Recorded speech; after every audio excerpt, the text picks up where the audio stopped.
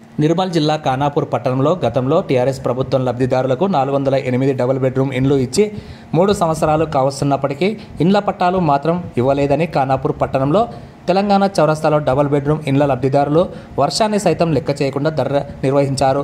మొన్న ప్రభుత్వం చేసిన సర్వేలో 31 మంది అనర్హులుగా గుర్తించారని, అర్హులకు పట్టాలు ఇవ్వాలని వర్షాన్ని సైతం లెక్క చేయకుండా లబ్ధిదారులు నిర్వహించి తహసీల్దార్కు మెమోరాండాన్ని అందజేశారు. ఈ సందర్భంగా రైతు కూలీ సంఘం నాయకులు నంది రామయ్య మాట్లాడుతూ అర్హులైన వారికి వెంటనే ఇండ్ల పట్టాలు ఇవ్వాలని ప్రభుత్వాన్ని డిమాండ్ చేశారు.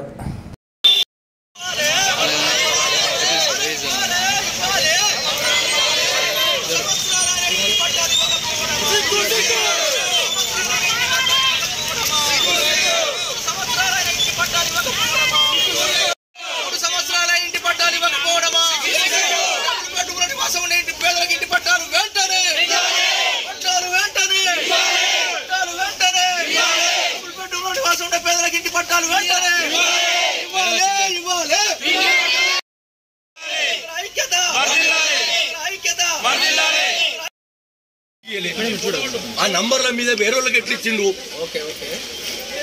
వేరేడు ఎట్లా తీసుకుంటాడు. అది ఖానాపూర్ పట్టణంలోని తిమ్మాపూర్ శివారులో 400 బెడ్రూములు నిర్మించి 3 సంవత్సరాలైంది. ఈ 3 సంవత్సరాల కాలంలో ఎవరికి కూడా ఇంటి పట్టాలు ఇచ్చినటువంటి దాఖలాలు లేవు.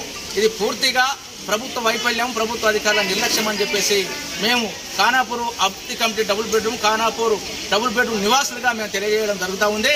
మరి ఇప్పటికైనా ఇవాళ ప్రభుత్వం స్పందించి మరి వర్షాన్ని సైతం లెక్క చేయకుండా ఇంతమంది 100 మంది ఇవాళ ఇక్కడికి వచ్చి ధర్నా కార్యక్రమాన్ని చేపట్టడం జరుగుతూ ఉంది.